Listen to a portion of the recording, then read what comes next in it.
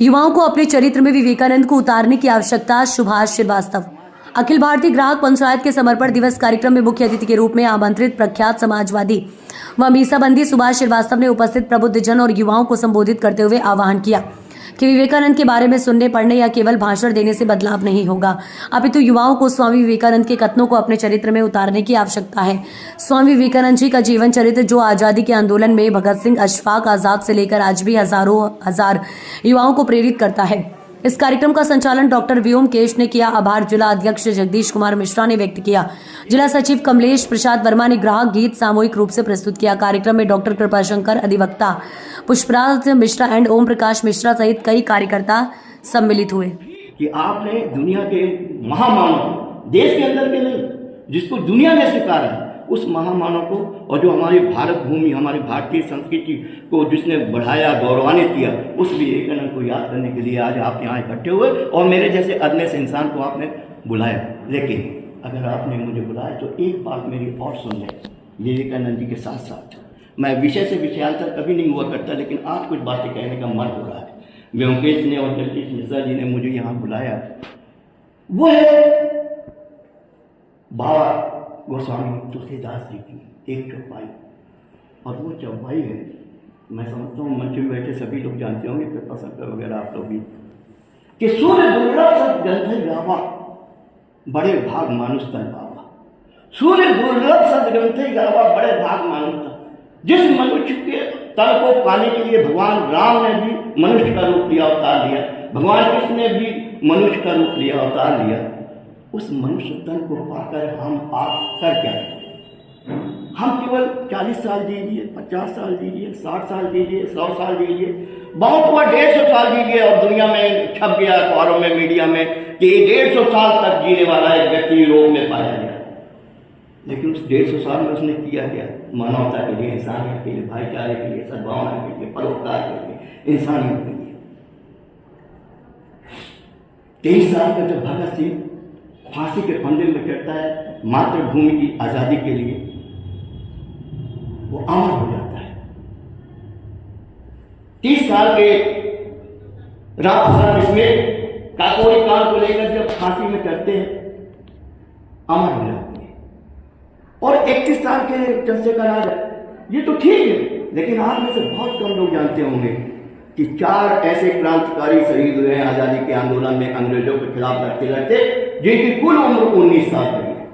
19 साल के खुदीराम बोस बंगाल के, 19 साल के उधम सिंह पंजाब के, 19 साल के हेमू कलानी सिंध के, 19 साल के अशफाकुल्लाह उत्तर प्रदेश के। 19 साल की उम्र होती क्या?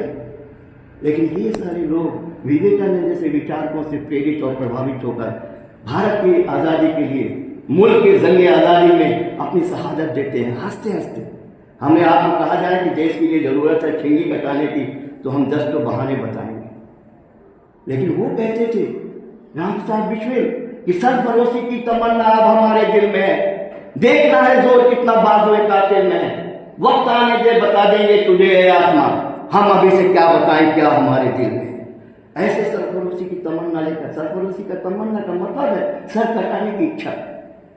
सरफरोशी माने सर और तमन्ना माने इच्छा, सर कटाने की इच्छा। ऐसे क्रांतिकारियों और देशभक्तों की धरती में आप अपने जीवन को किस तरह गुजार रहे हैं? मेरा मानना है कि 3 तरह की जिंदगी होती है, आप में से सब जानते होंगे। एक जिंदगी वो है जो सामान्य तौर पर हर कोई जीता है, 90%, 95%, और वो जिंदगी ये होती है कि हम जन्म लिए, हमने जन्म दिया, नाती पोता खिलाए, चले गए, पड़ोसी भी शायद नहीं जान पाया, शहर और समाज और दुनिया तो बहुत बड़ी। उसके बाद एक होता है जिसमें इस मानवता जो बड़े भाग से मिला, उसका हम दुरुपयोग करते हैं, और उसमें हम हत्या, अपराध, जघन्य अपराध, डकैती, लोगों के दूसरों के हक अधिकार को छीनना, हिंसा, मारपीट, पता नहीं क्या क्या,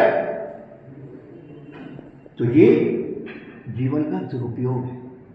और तीसरा जीवन है जिसको मैं मानता हूं कि सच्चा जीवन वही है जिसको तमाम महापुरुषों ने दिया है आज तक धरती में, और वो है जीवन का सदुपयोग, उपयोग, दुरुपयोग और सदुपयोग। जो सदुपयोग करता है वो पूरे समाज के लिए सोचता है, पूरे समाज के कल्याण की बात करता है, पूरे समाज की इंसानियत की बात करता है, वो परोपकार की बात करता है, वो भाईचारे की बात करता है, वो प्रेम की बात करता है, वो सद्भावना की बात करता है, वो पूरी दुनिया को एक सूत्र में जोड़ने की बात करता है, और फिर वही महामानव हो जाता है।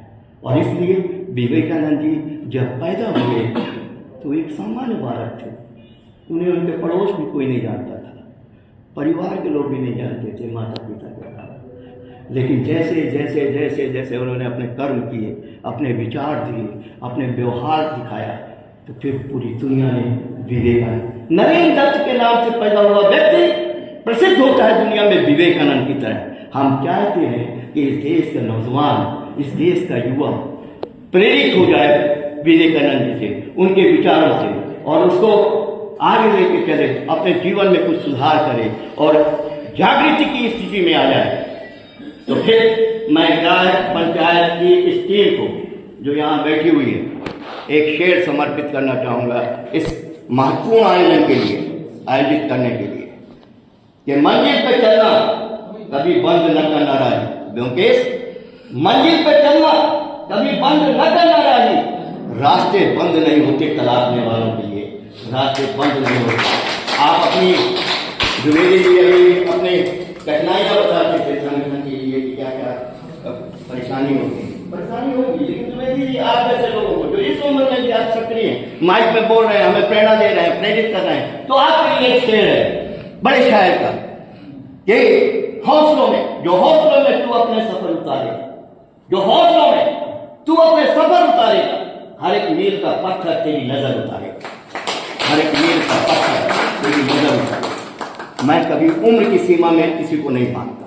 अगर आपके अंदर हौसला और हिम्मत है, अगर आपके अंदर साहस और ऊर्जा है, तो फिर उम्र थका नहीं सकती, उम्र थका नहीं सकती और ठोकरें गिरा नहीं सकती, उम्र थका नहीं सकती, ठोकरें गिरा नहीं सकती। अगर जीतने की जिद हो तो परिस्थितियां भी हरा नहीं सकती, अगर जीतने की जिद हो तो परिस्थितियां भी हरा नहीं सकती।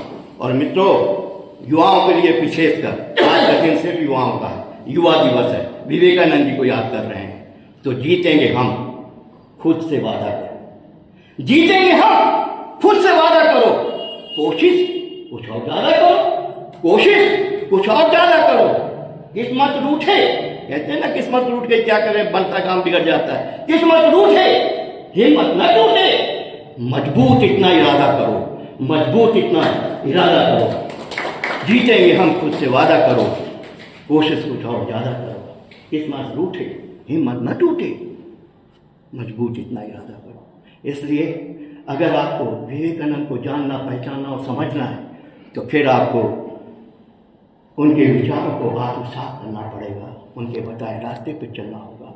और निश्चित तौर पर युवा वर्ग अगर चाहे तो वो कुछ भी परिवर्तन कर सकता है, वो सत्ता परिवर्तन कर सकता है, समाज परिवर्तन कर सकता है, समाज की बुराइयों को दूर कर सकता है, अच्छे अच्छे रास्ते ईजाद कर सकता है। और अगर आप अपने मन को बना लें, मैं मानता हूँ संख्या बल पर मैंने कभी नहीं ध्यान दिया, मेरे लिए लक्ष्य रहे हैं भगत सिंह, चंद्रशेखर आजाद, खुदीराम बोस, सुभाष चंद्र बोस, हेमू कालानी, जिन लोगों ने मुट्ठी भर लोग, डॉक्टर साहब बिस्मिल जैसे लोग पूरी अंग्रेजी हुकूमत को हिला दिया।